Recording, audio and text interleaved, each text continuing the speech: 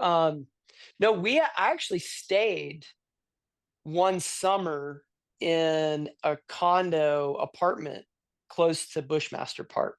Yeah. And so it wasn't bad because it's so close to Buffalo Park. Yep. But yeah, that was a little bit sketchy of an area at night, but during the day it was totally fine. Yeah. Yeah. I have a friend that lives over there too. And yeah, it's like the worst that happens is like homeless people wander around, but Yeah, it's not you know, bad. It's not yeah, that bad. relative to other, US cities, it's probably not as bad. Super safe. Yeah. Yeah. Yeah. Yeah, I grew up in Atlanta, so, like, I mean, dude, like, when they told me it was a little sketch out there, I was like, "Come on," you Yeah. know? Growing up in close to downtown Atlanta, that's super sketch. Yeah. Yeah. Right. Yeah. You don't want to wander the wrong place at the wrong time. That's for sure. Yeah, yeah. So what brought you to Flagstaff? Like, I love Flagstaff, but, um, like, it seems like there are so many good training spots in the US. Like, do you think Flagstaff is the best? Would you live somewhere else if I you think could? if you're just looking at training, I think Flagstaff is far and away the best. Just in terms of the altitude it sits at, the access to dropping lower, and the amount of trail systems and dirt roads and access to things. I think it's definitely the mecca in that sense. It's got more going for it than a lot of other spots. Like, Boulder's good, but you can't drop in altitude, and it's not quite high enough. I think, in my opinion, like For 5,500 feet or whatever. It's like you can get the gains, and you're definitely getting stronger there. But I mean, I'm starting to think like Flagstaff's not that high, right? Like 7,000 feet's high, but I mean, Ryan hanging out in Crested Butte in the summers, and I do it's think that, 10. yeah, yeah, I Yeah. do think people are gonna look for the next Flagstaff, and I think that it'll come and fade. I don't know what it'll be, but maybe there's a place that can get a little higher and still have some of the pros. But I mean, being in Arizona, also being this far south, just helps us with our weather and stuff. So I came here just because I joined a group here in 2019. So I've been here 6 years now. But yeah, I mean, I don't think I'll leave as long as I'm running, just because it's one of those places that's really good for training. And I actually really like the town in general, just because I've kind of grown into that. I like the smaller town vibes. Yeah, and it seems like if you like, even if you were done with running and you were just gonna live there, like, Crested Butte is close. Um, Sedona, Grand Canyon, Phoenix, so many places in Colorado to visit. Like, it seems like a really nice jumping off point for adventure. Yeah. Yeah. And if you're like down for national parks, I think we're pretty close to a lot of them. Within a day's trip of a lot of national parks in southern Utah, and then obviously the Grand Canyon and stuff. So, yeah, if you're an outdoorsy person, I think it's pretty top notch here. I was listening to an interview with Grant Fisher, and he's in Park City, Yep. and he was saying that January, February, he drives to Flagstaff. And I was like, oh, that's interesting. So I just Googled it. It's only like 8.5 hours Yep. to Park Yep. City. Yeah, and Park City's beautiful, but it's so much more expensive than here. And yeah, their winters just aren't runnable. It's a ski town, so they just get a lot more consistent snowfall. Like, they're sitting at 7,000 feet, but they're a lot further north, so Yep.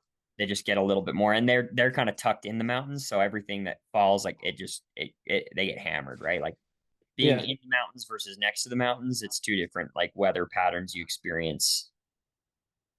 Yeah. Yeah. So I got to pace you for a couple workouts last summer. So a couple 15 milers. Yeah. And that was super fun. But I've got to say something different about you that I noticed. Okay. So I've done a lot of pacing over the years with athletes that I coached, friends, like, other pro athletes. And something that I think is really interesting about you just as a person, as an individual, I feel like you connect really quickly with people. and I feel like you connect well. Like, is that something you like consciously do? Is that something other people have told you? Not in those exact words, and I don't know if it's something that I'm like deliberately doing. I just think I like to have fun when I'm running, and so like if you meet me at a run or at a workout, like I'm probably gonna be in a good mood and gonna be social. Uh, I think running is that for me. It's like kind of like this like playground social experience, and so I'm not like I don't take myself too seriously. I seriously train hard, and that's part of the job. But like I try to have fun while I'm doing it. So I think that that kind of makes it maybe a little bit more approachable in some ways. But no, I mean I tend to make a lot of friends running, but like outside of running, I'm not out there like, getting to know everybody out there. I think running has is like the factor here that makes it that way. Like I don't think I'm bad with people outside of running, but I definitely think running brings out that in me. I wonder if that's just you are living in your vocation. Yeah. Yeah, for sure. Oh, absolutely. Yeah. Yeah, loving it, living it. It's fun. Yeah, no. It's a great thing to do, man. It's just we're living the dream, right?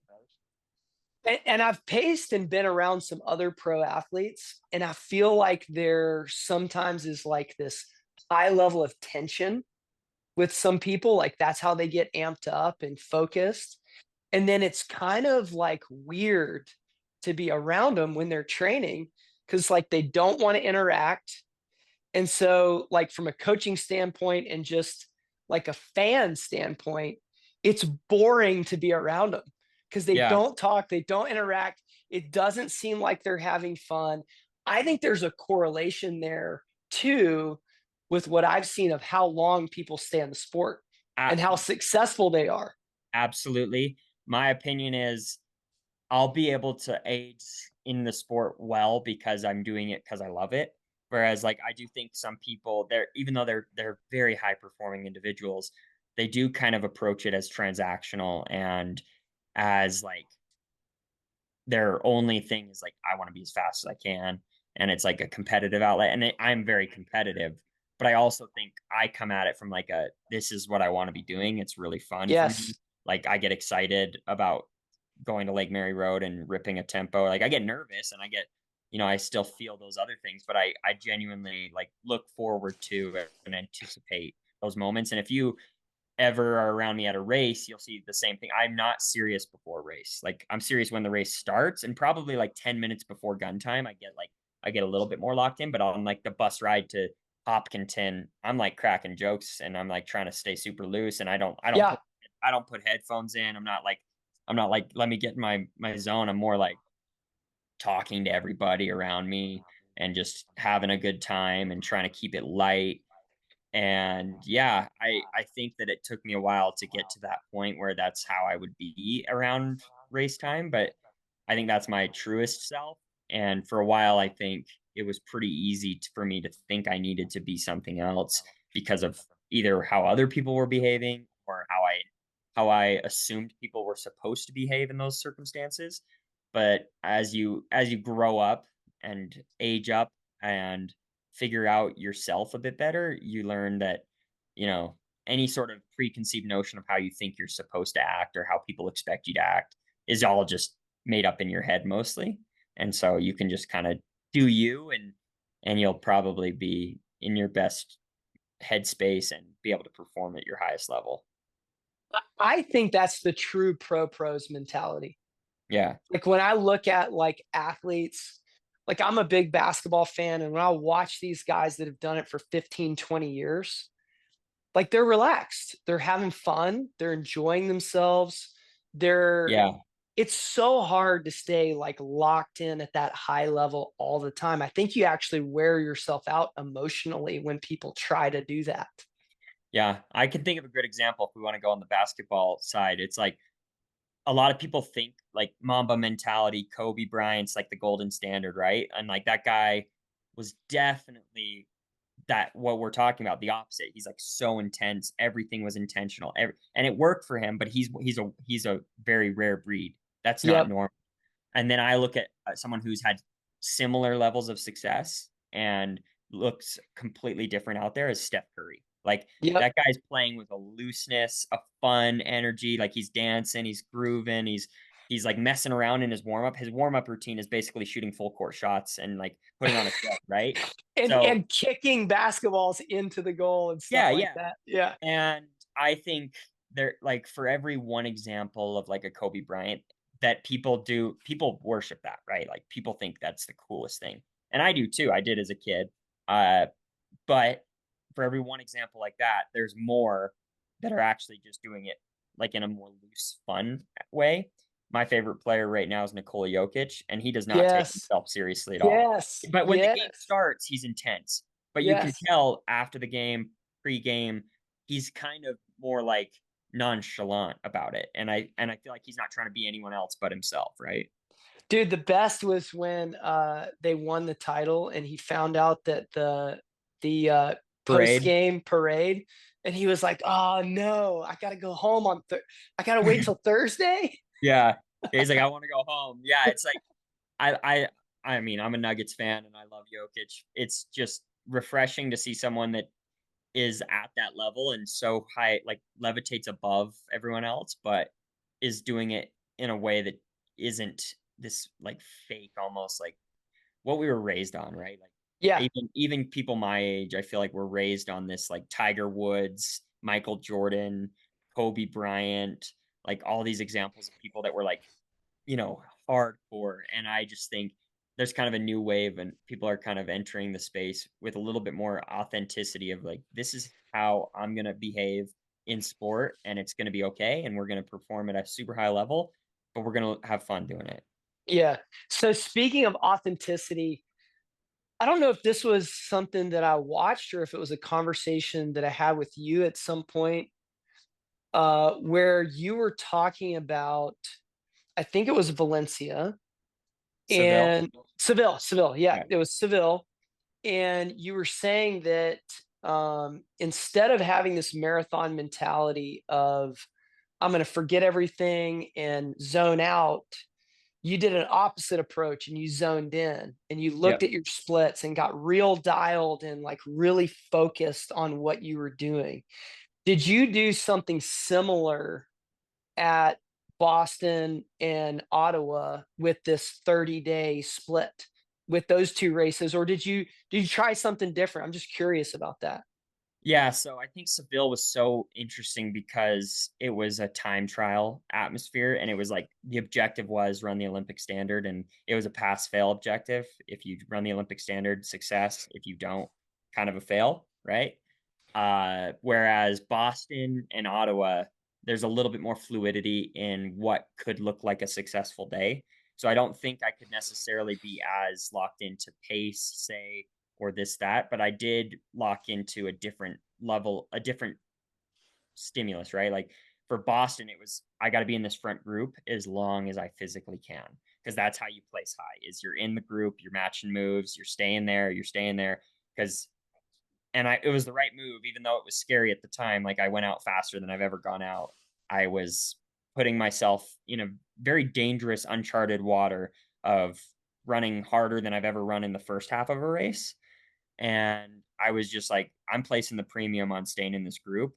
And I remember being so determined to just stay in that group for as long as I could that when I finally got, dropped from the group and the group kind of blew up when the move was made around Heartbreak Hill, uh, I kind of like took all the pressure off myself. I was like, well, I did that as long as I could. That was my primary goal was to be in this group as long as I could.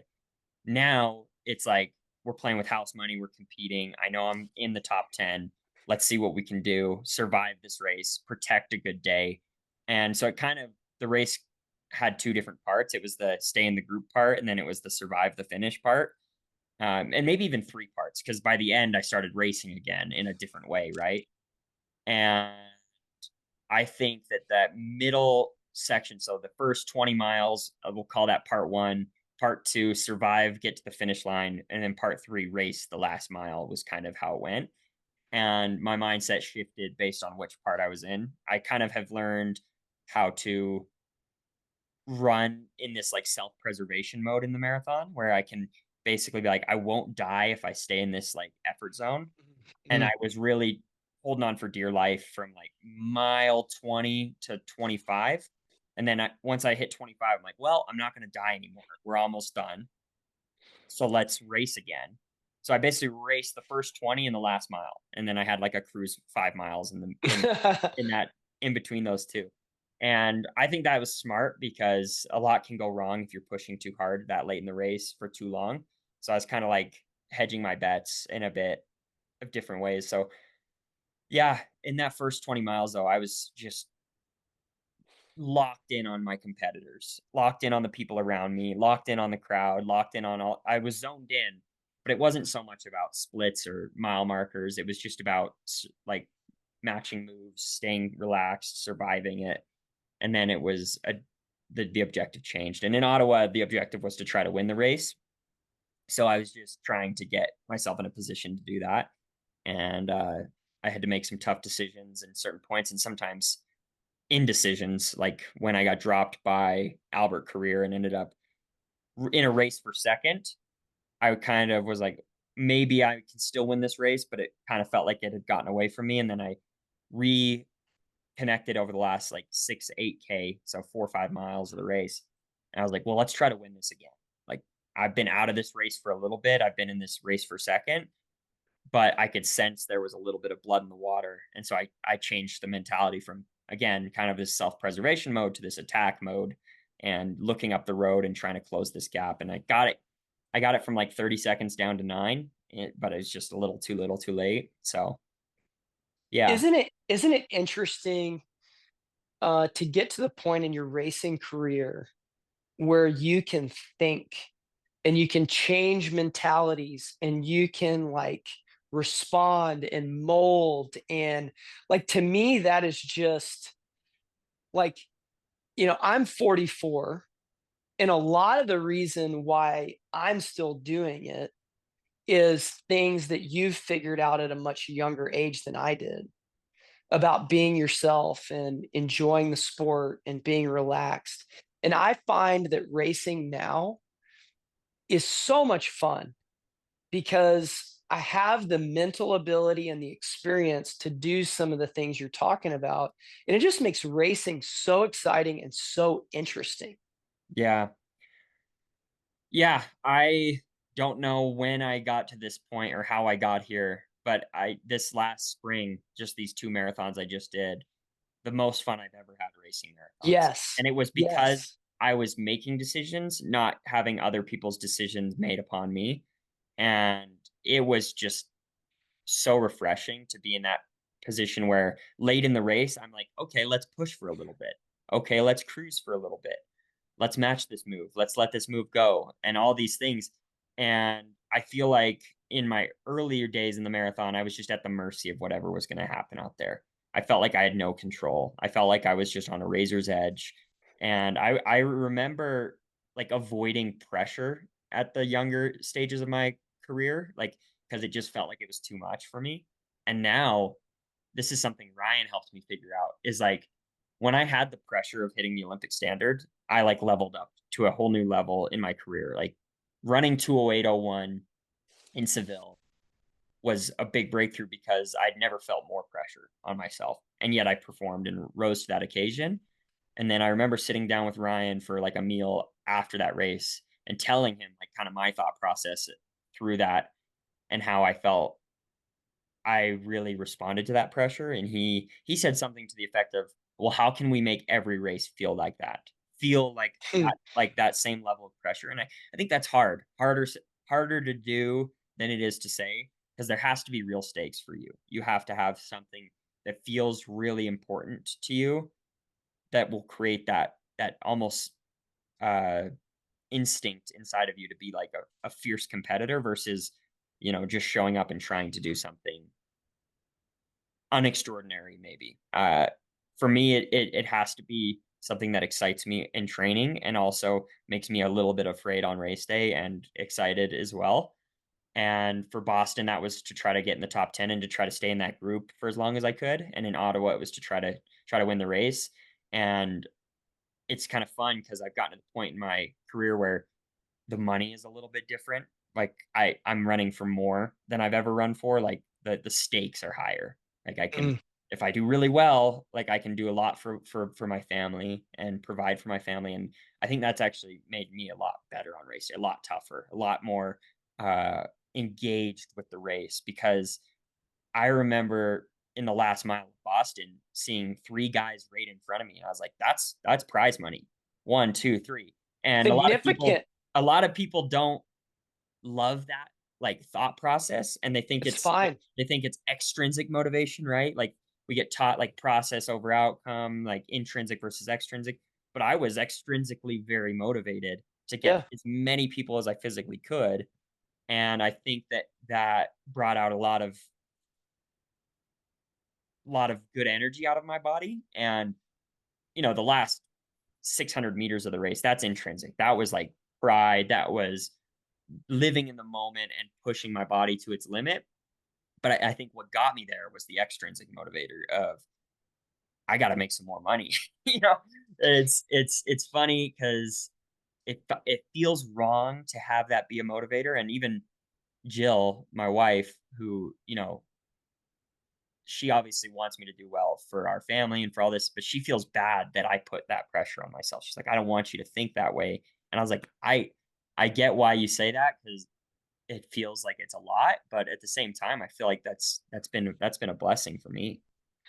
I feel like that God created us as warriors, and we need a battle to fight.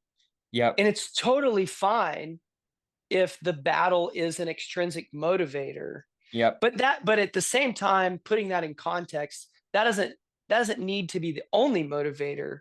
And if it was the only motivator, there's no way you would even be able to get out of bed in the morning because it's not enough.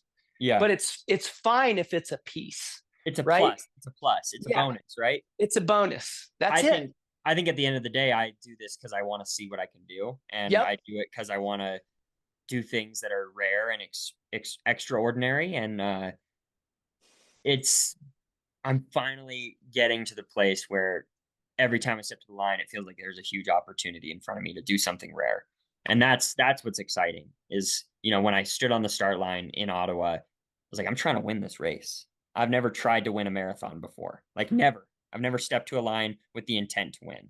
And in Boston, I was like, this is the biggest stage in our sport. It's an honor to be here. World Marathon Major, the Boston Marathon, and I'm going to try to run with the best runners in the world today. And let's see what happens. The way I think about this extrinsic intrinsic motivation sometimes is, what if you're the last person on earth? Would you get up and go run in the morning? I think I would. I think I would. It's hard to I say. would. Yeah. I think I would, because I genuinely, truly enjoy the process, Yeah. right? Like I would. that's what's deep in there is I love it. Yeah. Yeah. And I'm sure you would find some sort of obscure competition within yourself that Yes. you could compete Yes. in. You know who's the most equipped for this is Ryan, though, because he makes Yes. the most random competitions for himself within a run that is not structured or whatnot. And I think that's cool. And I hope that as I age out of being competitive on an international, national level, I hope I can find those dangling carrots of intrinsic motivators and things to compete for within. Because it feels like that's like my truest self is a competitive one. I feel like that's who I am, is I'm a competitor first and foremost, a racer, a competitor, and a runner, all those things. Like I think that's a part of my core values. That's part of who I am. I totally agree with you on the randomness of Ryan's ability and the intensity level of what he's like his I think another guy is Nick Simmons. He just did the Everest. He summited Everest in as a 4-minute miler, and they were calling him like the king of side quests. Yeah. I actually think Ryan is maybe the king of side quests. Yeah, he wouldn't post it on YouTube. He would just do No, it. He wouldn't he tell just anyone do it. until he He sees just do it. he'll see Yeah. you in like a Yep. month and he'll be like, dude, guess what I did last month? Yep. It was so Yep. sick. That's right. That's right. And Yeah. then he'll tell you his next 5 things that he's got lined up and what he's getting ready for. I actually think he's the king of side quests. So we did a podcast together. Ryan and I did. You and I talked. Ryan and I did a podcast, and then I told him that two of the things you changed were upping your mileage and increasing your double thresholds. Like that's Yeah. what you mentioned as a couple of the things that were markers of your continued improvement. But here's how I see it, and I want to know if this is correct. I see those two changes as just the natural progression of Rory Linkletter. Like I don't see those as that big of a jump. I just see like you were here, you were with Ryan and you were doing your thing and progressing, and now you're with your new coach and the same you're just taking the next logical steps. Yeah, and I think that that was something that when I was working with Ryan, he was always talking about was like, and he used it as a weightlifting metaphor, which won't be surprising to you guys, is that he said something, you always got to be adding weight to the bar kind of thing, right? Like you always got to Mhm. be you got to be tweaking it. And I liked that approach from Ryan, that his coaching always felt like he was trying to do things differently. Like it was never a rinse and repeat. There was consistencies, and there was things that were always there, but there was always some sort of tweak and thing that we could try to increase the stimulus and to make it the next logical progression. And as we know, uh, in this sport, progress isn't linear, so like it didn't always look like straight up, but I think we were always trying things. And when I started working with John, my new coach, he had a pretty level head about how he approached his training, and I knew that it was going to be a good fit, but I also knew that there was going to be some things that were new to me that were going to be exciting, and that they would there I was more of a curiosity thing, like, oh, how will I respond to double threshold? How would I respond to 10 more miles per week or 15 more miles per week?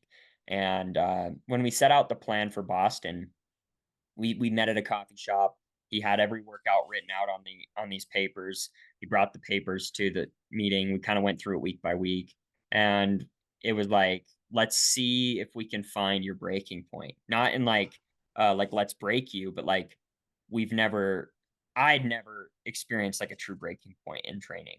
So he's like, let's do all this. If we do all this and you survive it all, you'll be really fit.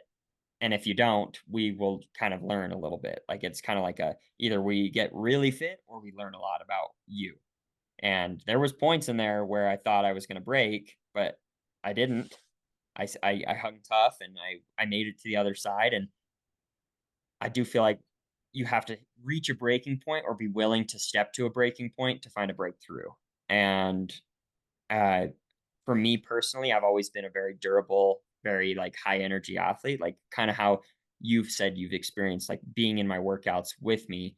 I bring a lot of energy, so I feel like it's harder for me to have like those true failures in training because I'm pretty amped up. So I think I needed to kind of just like stack enough weight on the bar to feel like I was going to crumble under it, and then kind of just like do that little dance where you pull back here, you push there, you pull back here, and you ride the line. And I just feel like I've never ridden the line like I did this last spring block.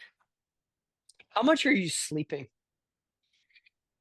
Um, Not any more than I ever did. I've always been a good sleeper. I probably fall asleep around 10 p.m. every night. I probably wake up between 6:30 and 7:30. So 8.5 to 9 hours on average. And I'm not a napper, but I'm just really like my rhythm's good. And I think from what I know, I'm not a sleep scientist, but like being in like a good routine is probably more important than any sort of raw numbers you're putting up. I think people Yep. like try to get as much sleep as physically possible. I'm just like I go to bed around the same time, I wake up around the same time. I don't usually set alarm clocks. It's usually like the sun peeks through my window and I start to wake up slowly. Um, and I think it's pretty simple minded. And I think I approach most areas of training with kind of a dumb, simple mindset. Like I keep Consistency. yeah, I keep it simple. I keep a lot of things Yeah. simple, you know? Yeah. And some people like thrive on like the details and being super locked into this is how I go to bed every night. This is how many hours I'm trying to sleep. This is my diet. This is my this. And I'm more like intuition over everything and trying to be super like I eat when I'm hungry. I stop when I'm full. Maybe I eat a little bit more because I've got impulses. But like I believe following my intuition has always been better than trying to fit some sort of regimen. Yeah. You just have good consistency, good energy, good, like it seems like you're just an overall stable and consistent person in every area, or at least you try to be. Yeah, some areas I'm better than others, obviously. Like some come more naturally. I've always been a good sleeper, like I said. I've always had a big appetite, so I always fuel enough. I'm never like an underfueler, so I'm a big eater. And then I've always got energy to train, so I'm always pushing the envelope on training. So those three things are always pretty consistent. And then the other things in life might go through highs and lows and seasons of life. And you just got to line it up. It's just got everything's got to come together at the right time, and it did for me this year. And my biggest fear and the thing I'm like protecting myself against is it might not always be that easy. It might not always line up like Sure. that again. Like who Yeah. knows how, like I'd love to take this momentum and just hope that I keep learning and growing and have that linear progress, but I've had enough setbacks in my career and like little bumps in the road that I know that it's not necessarily a guarantee. Dude, and this is my experience personally and watching athletes. I feel like the more you're thankful for what you've got right now, the less chance there is of you messing it up. Because I feel like when you really mess it up is when you get greedy and you like take what you have and you kind of brush it aside as it's going to come easy. Yeah. Oh, I And did that. I've done that before. I've done that before. yeah, And that's what I'm trying to stop myself from falling in the same trap, like assuming that this is now my new normal. Like you said, brushing it off is like, got it. I'm here now. And no, yeah, it's got to be almost like this you have to believe that you can lose it in a minute and you have to yes, have like this absolute full on gratitude for it. Like yes, this is amazing. How do I capture this and continue to feel this way? Because I feel like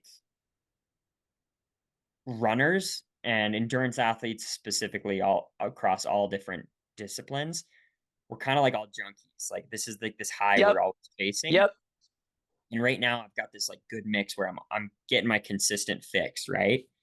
And what I don't want to do is assume that I'm going to always feel this way, but I also want to live in it right now and be like, if we can keep this rolling, man, it's good. It's fun. Because going to a race and expecting your race to go well and going into training and expecting training to go well and having this like, yeah, this is going to go great because I just trust myself. I trust my body and it's fun and it's intoxicating. It's like a beautiful thing to just show up to a start line with like, you always will have the back of your head, like will give you like worst case scenario options, but having like this optimism about what's about to occur yeah, is something that I strive for and I'm really grateful for because we know firsthand from personal experience that oftentimes the optimism's the quieter one and the doubt is the louder one.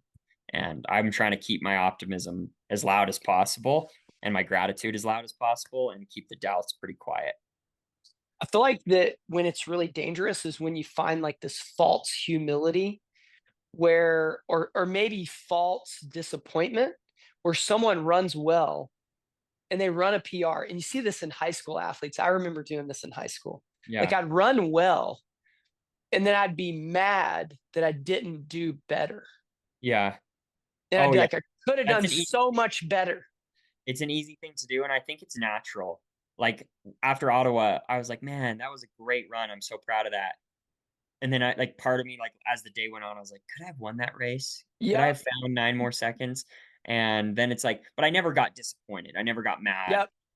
I was more curious. I was like, where could I have gotten that those like 10 seconds faster, or like what decision could I have made in the middle that could have given me a better shot? But at the same time, I know that I executed well and that I got a lot out of myself and that I had a lot to be proud of. So that was the louder voice, but there was still that Yes. in the back of the head, like, oh man, could I have done a little bit more? I feel like you can touch that place where you're like slightly just like irked that you didn't get it, Yeah. but you just can't stay there very long. If you stay there a long time, then you are like kind of disrespecting the effort. Yep.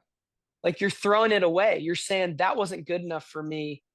And I feel like that creates a scenario where you really don't enjoy it. You're just in this like really conflicted area all the time.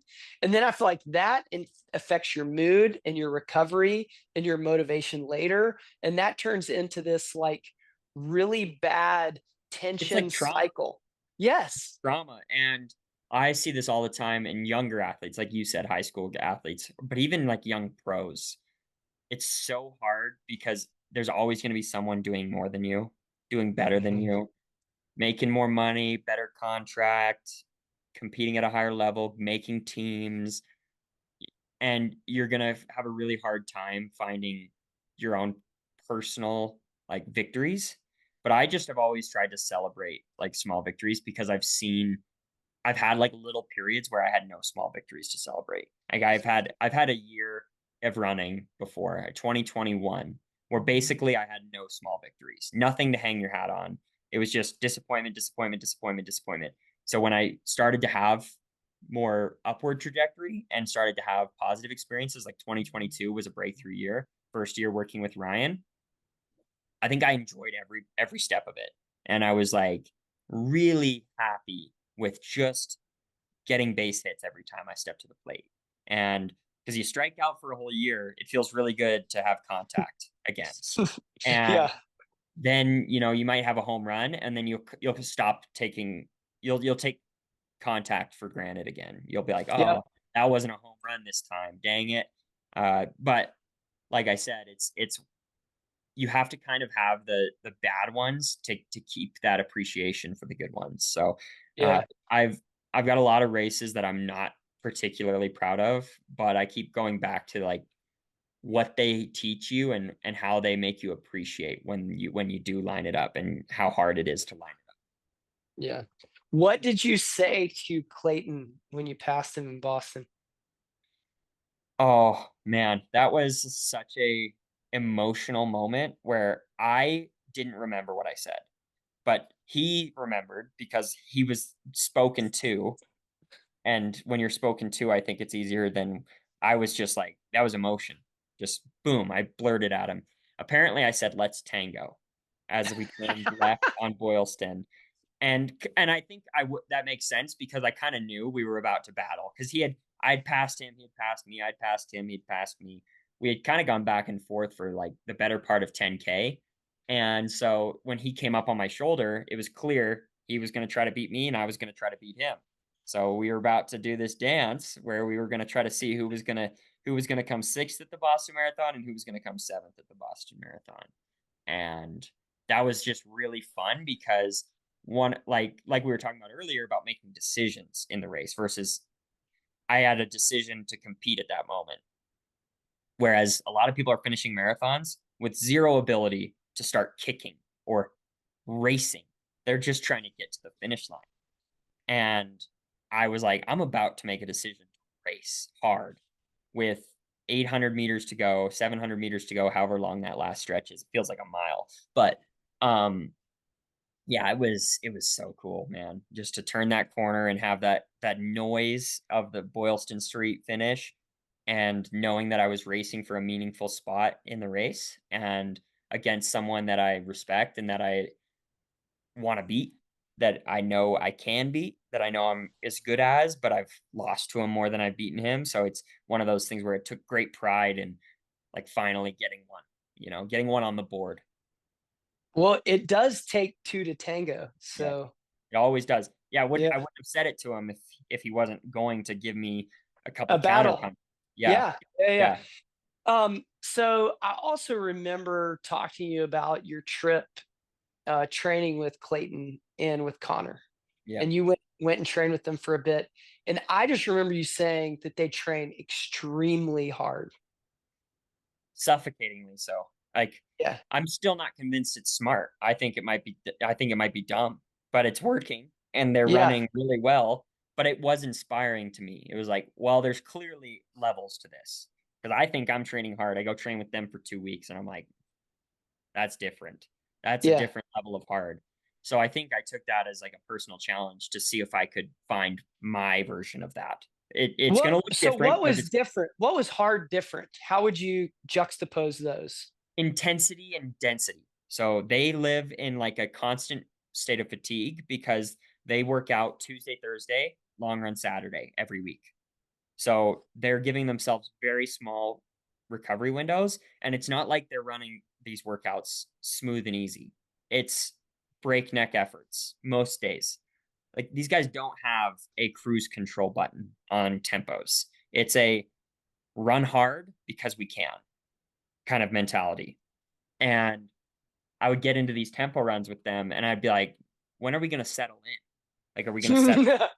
Like, because I usually go out for a tempo run and, you get out hard, you kind of get into a groove and then you kind of feel this settle, like as if like you kind of like get in your groove and you just settle in. But I'd like look up at Connor Mance and he's like checking his watch and then surging. And it's like, we're running 445 miles at altitude. When are we going to settle in here? And he just had no settle. It was just all gas, no brakes.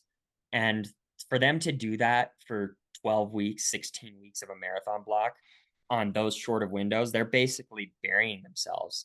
And they are constantly, you can tell by talking to them, on a razor's edge. Like energy wise, injury wise, like it feels like they know that they could break at any moment, but they're like, this is what it takes. And it's an interesting mentality. And it's one that's pretty rare, I think. Most people don't want to hurt 3 days a week. They want to hurt once in a while, test the limits. And but most people aren't good at that. If they do it, they hurt themselves. They don't Yep. come out of it clean and they don't race well off of it. But these guys are doing it consistently and racing consistently off of it. So something that they're doing is working. And I think it's very unique to them. I think if you put 10 other professional athletes in their training environment, 8 of them would fail. I wonder if it's other parts of their lives It that could be. they're doing so well. Like I know just the Mormon culture in general, they do family so well. Like I just feel like they are. I feel like there's a lot of intangibles that are going on in the background that are consistent, like things that you're doing as well, that I bet are allowing them to do that, that other people are probably messing up. It could be that. It could definitely be that. I just think part of me wants to make it simpler than that and just be like, they're just really good and talented and Yeah. they Yep. figure it out and they're riding their wave and it's working. But it certainly could be. Maybe I'm not giving enough credit to the things just because it's hard to quantify Lifestyle. them. Yeah. It's really hard to quantify them. And uh yeah, we'll see. I think Connor Mance specifically thrives on whatever he's doing. And Clayton's kind of just a passenger on the flight, but Hmm. worked really Yeah. well for him. I think Clayton is supremely talented as well, but he's kind of at the mercy of Mance because you're the way they do their training, the way they structure it is it's just like the fast guy dictates the pace and Yep. Mance is the faster of the two. Uh, Everybody follows. and he's the type of personality that wants to hurt. You Yeah. watch that guy race. He looks forward to the hardest part of the race. He does not shy away from pain in the slightest. He's uncomfortable being comfortable. My first real observation of him was NCAA cross. And I was watching this small kid with, his form is crazy. Yeah, It's it's a all lot of over the place. punching the air, a Yeah. lot of power. Yeah, Yeah. I mean, it's amazing. And I remember watching that the first time and I called my wife in the room. I was like, look at this guy. Look at this guy. We're like 3K in and he is all out. 100%. And then he ended up winning. I think he won his senior year, He's right? won twice. He's won Right. twice. Yeah. Yeah, he Yeah. did. He won 2 NCAA cross titles. And to show my like poor judgment, I saw him halfway through and I was like, this kid's about to get rocked. That was Yeah. my thought. Because just the exaggeration of the form, I was like, he is not comfortable, and we're only halfway in. Yeah. Yeah, he's always had that, and I've actually teased him because I was an upperclassman to him as a newbie on the team because he went on a mission and I didn't, obviously. So like we're around the same age, but I was, I think, 3 years ahead of him in school because I was 1 year older than him. And so he comes into the team. I've been there for 3 years at BYU, and I'm one of the best, if not the best guy on the team. Me and Clayton actually are at the time. And this kid comes in with this kind of like, he's very humble, very like respectful, but this attitude of I should be the best here without saying it, right? You can just tell he expects that of himself. And I would always be like, dude, you need to chill out. Like Calm down. you Yeah. need to calm. And he would be next to you in a workout doing that, like punching air form and just breathing So so loud. hard. It made you feel uncomfortable. You're like, I'm feeling less relaxed because he's on my shoulder. And I asked him once, I was like, why do you like make that face where you kind of like gets like a scowl on his face? And I was like, you'd run faster if you relaxed your face. There's actually a lot of physiological benefits Yeah. to a relaxed face. And he goes, I want everyone to know that I'm willing to hurt more than that. Dude, what a beast. Yeah. What a He beast. like won't change it because he's like, he to him, it's He like, doesn't it's how care. it's supposed to be. He doesn't care. He Yeah. doesn't care what you think. Yeah. What you think his face looks like. Yeah. He's gonna wear it on the outside. Yep. Dude, Yep. that's amazing. So I just ordered my Nitro R3s, my Fast R Nitro R3s. Yep. Am I gonna like them? I have yet to meet someone who doesn't. So they're good. Yeah, they're lightweight, they're poppy.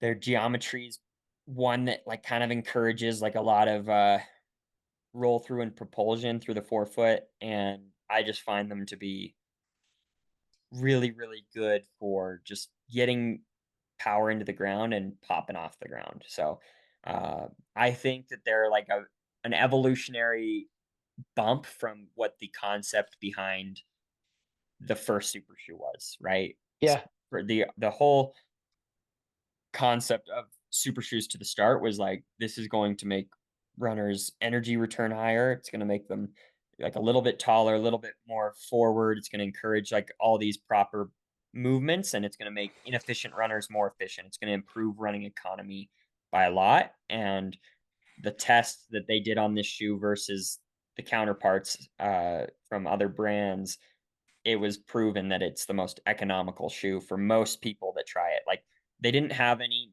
negative responders; they only had varying levels of positive responders. right, So right. I think that it's stylistically pretty unique, but I have yet to meet someone who didn't love them.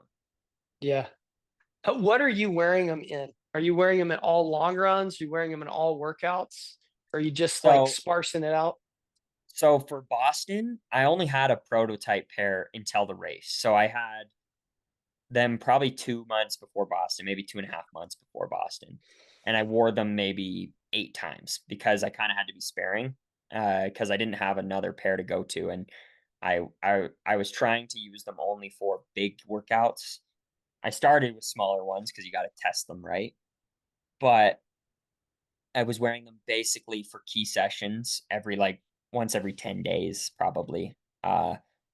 And I wore them for my last couple key sessions and was really impressed with them. But no, I never wore them in a long run, and I wore them on different surfaces. I wore them on a couple track workouts and a couple road workouts, and yeah, I was pretty impressed immediately. Uh, and now now that I've kind of used them enough and I kind of know how they feel, I'm probably gonna try to avoid them too much in workouts because I almost don't want to over wield that power because it does make you feel like invincible, and I feel like you kind of like things that I've spoken to with Ryan about super shoe, non super shoe. I think super shoes, like they're undoubtedly a great tool to use. And luckily, Puma has multiple really good ones. And I think they're all just different enough that if you just kind of keep the rotation moving, you can kind of get what you're looking for that particular day. So I'm training more in like the Deviate Nitro Elite 3 versus the Fast R3 is more it's more special occasions at this point. And I think I want to keep it Yeah. that way. How do they do on the track with turning? Good. Yeah, because they're actually lower profile than previous super shoes. They didn't max out the stack height. So Yeah. they feel really good on the track. The only thing that people, if we're gonna give any sort of space to critiques, is the people find the foam in the heel to be too soft. But I personally, when you're running in it, I've never noticed it. It's like when people put Yeah. them on and they stand in it, they're like, "Wait, what? Yes. Like this is so That, soft in the heel." I don't even think you can judge a running shoe in general by standing in it, and even Yeah, more so a super shoe. yeah, Because the first time I tried on super shoes, I was like, this is never going to work. And then I hopped on the treadmill and ran 5:30 pace, and I was like, I never want to run 5:30 pace again without these. yeah, yeah, It was just totally different once you get kind of moving. It just it just helps your cyclical motion and impact not yeah. be as traumatic. Yeah, I find the best explanation for like a really good super shoe to me is it's like setting something in motion and just trusting that Yep. it's going to keep repeating the motion. Like Yep. you just have to kind of stay mentally like I'm going to keep pounding the ground, pounding the ground, pounding the ground, and my feet are going to keep popping off the ground. Yep. Um, It's just the law of inertia. yeah, You just want yeah. to keep it in motion. Yeah. Yeah, and Um, these shoes from multiple people, the more force you put in them, the faster you start to run, the more you feel it. It's yeah. almost like marathon pace isn't fast enough. You got to kind of run over speed. You're like, oh wait, now I feel them. Well, there's some interesting research that uh, if you run slower, the benefit of the super shoe is that it's light. And then the faster you run, the more you get the actual carbon fiber benefit. Yeah, So, loading. yeah. So if you're like a really light person who's running like a 4 hour marathon, like some of our run free athletes are, then it might be better to look for a super shoe that's really, really light rather than one that has the most stack height or the most soft cushion. So it seems like the R3 would be a good balance Oh, between it's like everybody. paperweight. Yeah, it's like Yeah. nothing. Yeah. It's so light. So, and that's my favorite thing about it. That's like the biggest breakthrough is there was a moment there where super shoes stopped being that light because they were so thick. And now we've kind of arrived at like a geometry and a foam that's both light Balance. and fast.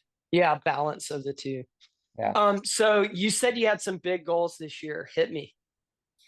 I mean the big one, and this is the primary, is to break the Canadian record in the marathon, which is 2:05:36. So Is that Cam Levins? yep, yep, and that's technically the North American record, so it's faster than anyone's run in Mexico, US. It's the area record, Where and did he run that? Tokyo in 2023. Yeah. How is he doing now? He's good. He got a little banged up after the Olympics, but he's back racing. He just ran a 28:10 10K on the roads last week in Ottawa. So he's certainly on the up and up, and he's going to run world championships in Tokyo this summer. So he's going to be back on the marathon course again here in September. But yeah, I mean he's still kicking and he's still very very good. You can tell he's still got a lot of fight left in him. He's definitely, and again, we talk about aging in the sport. I don't know what makes him tick, but he's 36 years old. They're turning 37 maybe this summer, and he's still running at a very very high level, which, as we know, for men, they tend to tail off more than women do in their 30s. So Yeah. the fact that he's pushing the late 30s and he's still what I would deem as a world class runner and someone who might still be improving. I don't know if his best days are ahead or behind him, but I would not be shocked if his best days are still ahead of him because That's awesome. he seems to always come back, right? He has like highs and lows because he trains super hard, and it's admirable. He's definitely a worthy crown holder of best in Canadian history at the moment. So it'll be a tough one to break, but that's my goal is just I want to challenge that record, and I feel like Boston gave me the confidence that I can at least take a big swing at it. That's awesome. Hey, do you have like 10, 15 more minutes? Yep. Okay, sweet. Um, so I had a couple more things that I wanted to ask you in relation to fueling. Okay. Are you doing ketones, sodium bicarb, maximalist fueling? Like, what are you doing during your marathons, during your workouts? Are you jumping in with all the Kool-Aid, or are you just doing some of it? So I've tried everything, if that makes so I've done ketones, I've done bicarb, I've I'd say the one that I absolutely always will do is maximal carb intake fueling. Yes. I've got a strong gut, and I feel like that's a superpower in the marathon. I Yep. take over 100 grams an hour. So Yep. I'm on the higher end for marathoners of fuel intake, and I feel like I've gotten really good at not dying in marathons, and I think Yes. that's in part due to the fact that I'm really good at hyperfuel, like the higher end of fueling. Ketones, I'm a little bit wishy-washy on. I've tried them before, I've liked it before, but I haven't like settled in on like I need this or I don't need this. I haven't really decided what I believe the benefits to be yet. I know some people swear by them, but I've kind of been hit and miss. So, uh, and then bicarb, I don't think there's a lot of benefit in the marathon. So my theory on that is that it's too high of a risk with too low of a reward in the marathon. It's going to give Hmm. you a lot of variables that you could mess up, but it's just it sodium bicarbonate by nature, like the benefit is to reduce the high spikes in lactate. And if you're running a That's marathon right. right, you shouldn't have huge spikes in lactate. Your Yep. lactate should go like this. Like it should be Stable. Yeah. slowly building or like Yep. riding this little line the whole race. So I guess in theory, it could be really beneficial for hilly courses where you will get spikes in lactate. But even in Boston, like I just run my effort even. I'm not spiking my lactate through the hills. And Right. maybe this is something where if I want to compete at a higher level, like if I want to win these races, I need to be willing to go higher in the spikes and lactate. So maybe that's where I start to dabble with that. But I've actually started using a product based in Sweden as well, similar to Morton, uh, called Nomio, which is a broccoli sprouts shot. So it's 50 grams of broccoli sprouts, lemon, and sugar. And you take the shot 2 to 3 hours before the race, and they have done some studies on it, and what it does is it reduces your overall lactate build. So, and I've seen this firsthand. I know this to be true. If I run the exact same pace with or without this, my lactate readings will be down like almost half a point. Like if I'm doing blood lactate testing in my double threshold, taking this supplement, this shot of broccoli, I'll measure a 3.5 versus a 4.0 on the So lactate. it's Nomeo. Nomio, Nomio. All right, dude. I'm definitely gonna try it. I'll report. I Yeah, am such it's a hard to get in the sucker. US because they haven't been FDA approved yet, but they're a Swedish company, but they are going to be entering the US market this year. It's just a matter of getting all the things crossed off. But I have a bunch, so if you ever come to Flagstaff, I'll because they're actually an official partner now. So I will be there in 14, 15 days. I'll hook you So up. I've got enough. sweet. I want to try it, dude. I'm such a sucker for anything and everything.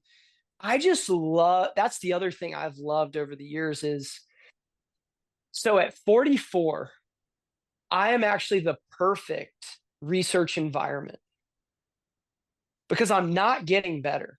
Yeah, There's no chance. yeah, Like I all trained super hard in my 20s and 30s. yeah, Like I'm not physiologically improving. So yeah, if I do something where I run better this year than I did last year, I know it was not just getting older and time, it was something I actually did. yeah, And yeah. so that's why I've loved. So I wonder for you, the ketones and the bicarb, if maybe it would be a training performance enhancer as opposed to a marathon race day And I do performance use enhancer. bicarb in training. I'll use it in training. Yeah.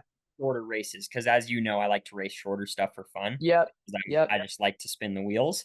I never want to lose that. So I'll use bicarb probably once every couple months for like a key session, or if I run anything under 10K for a race. Like I did a 3K this indoor season. I used bicarb. I did a couple 5K, 10K workouts where I was like, this is going to be a big enough like hit of lactic acid with these paces where I'm going to take bicarb and I'll feel better because of it. And I do believe in it as a product. I just think in order to get the benefit, you've got to spike that lactate. And I'm Well, not doing and that often in marathons or halves. and I think you're mitigating your risk, right? You're Yep. you're trying to make sure you don't have a GI issue during a marathon, which is catastrophic.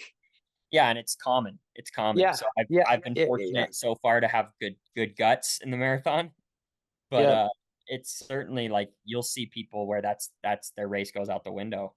And I actually a lot of elite marathoners, they'll I've heard this a million times. Oh man, I was gonna run 2:08, but then I threw up Yep. mile 20. And I'm like, the I hate that they use that I was going to, but because that's the race, is keeping your fuel down. That's Yep. the game.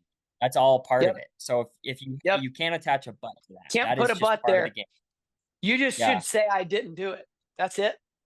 Yeah. Yeah. Yeah, and I'll hear the same thing. So the 2 most common ones I hear are a fueling mistake, like, "Oh, I missed my bottle." It's like, that's part of the race, or, "Oh, I threw up my fuel, my stomach turned," all part of the race.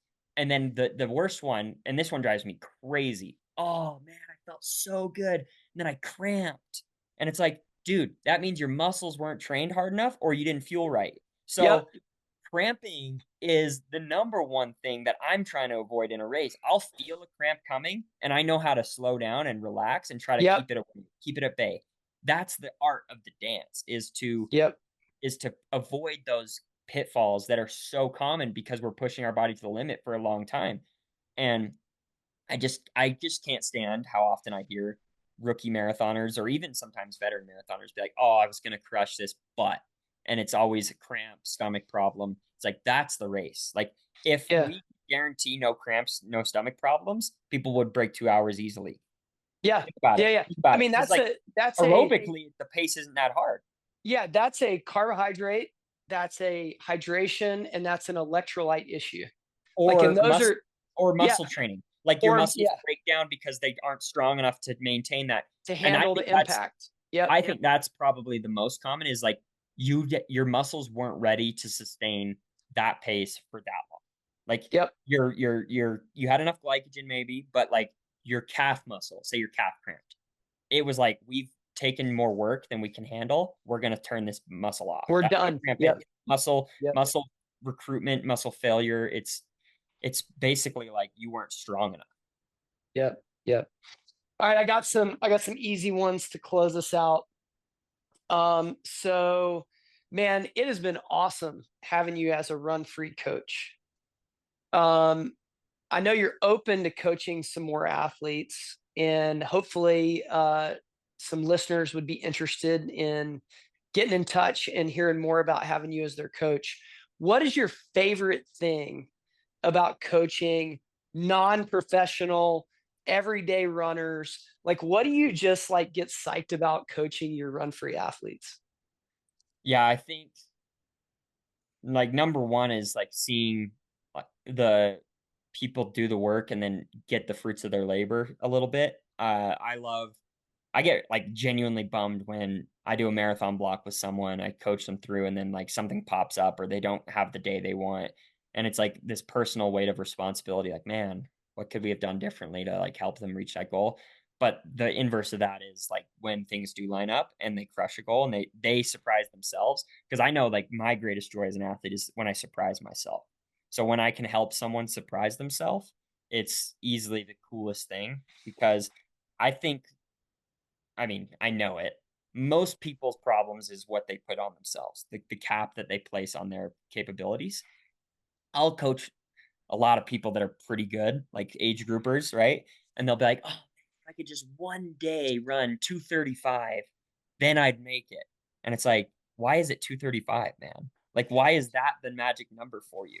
Like, That's so like, I've never said, "Man, if I could just run this time one day, then I'll be where I want." No, it's like, I think that we need to have, like, more of a curious mindset, and so I like to try to help people redefine what they think is fast, redefine what they think is possible, and change their mindset. Like, I've worked with a guy for a couple of years now that started as, like, a just trying to break 3 in his first marathon ever, and now he's run 2:40, and his mindset, he's like, "Man, if I can be, like, low 2:30s." I'm like, "Dude, you're talent. You could run 2:20s, no doubt." Yeah. Like, I'm seeing Yeah. what you're putting out there, and I know you can run in the 2:20s.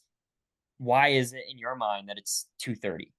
And I know why, 'cause it's just like that's the next logical step maybe, but I'm seeing the work and I know what it takes to run in the 2:20s. I'm like, "You're closer than you think." I think the cool thing too is like you're running what to a lot of people is like pie in the sky times, right? Yeah, You're a professional athlete. Like people are not training at the level, they're not dedicated at the level. It's not their job. They're not yep, supposed to be.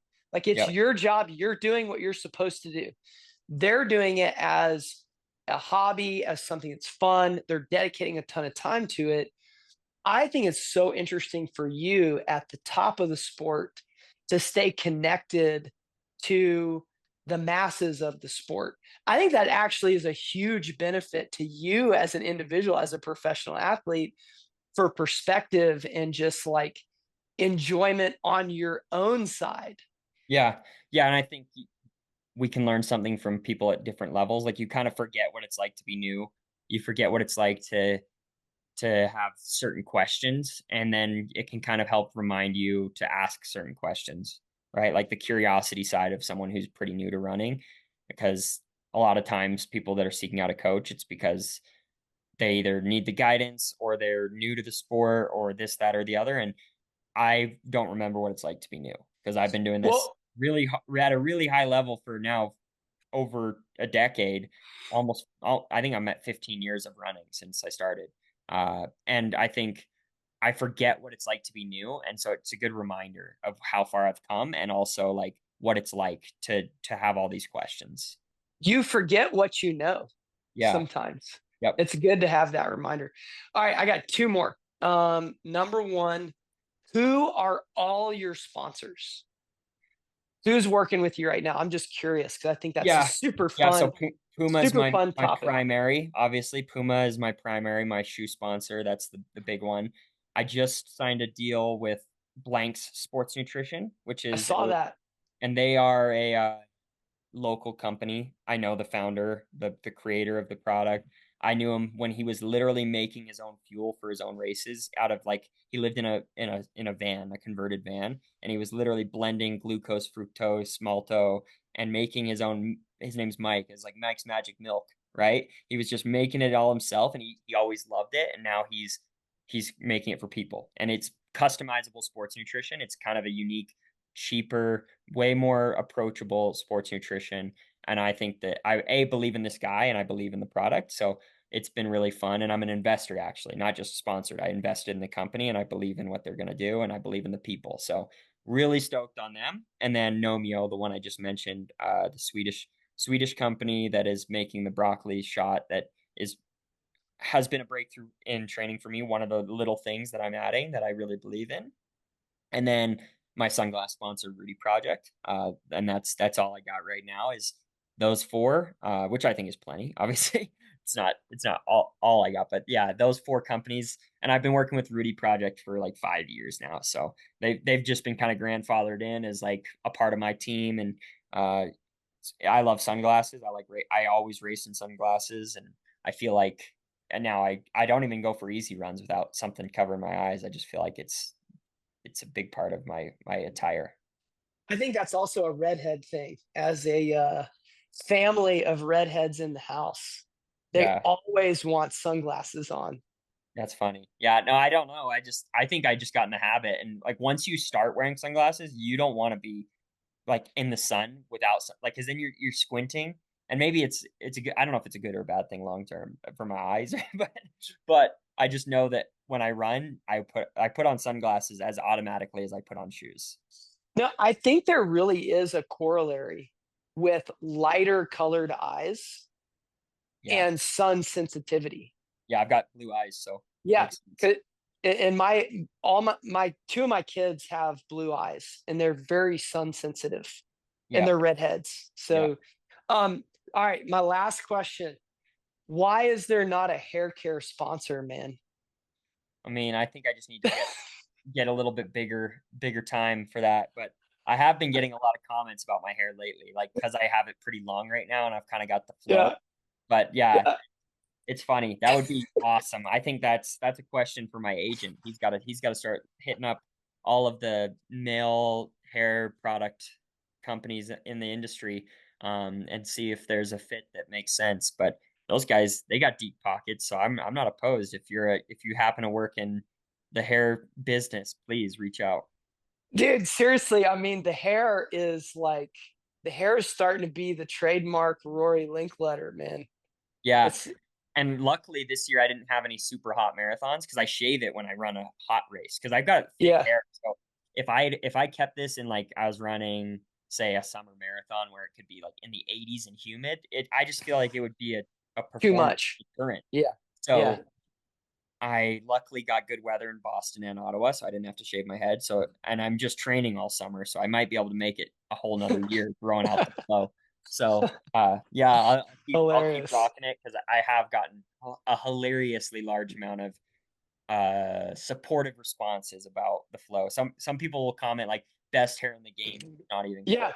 Yeah, yeah, yeah. It's kinda like, Craig Ingalls for a long time Yeah, was like the mustache guy, you know? He was like mustache mullet super combo.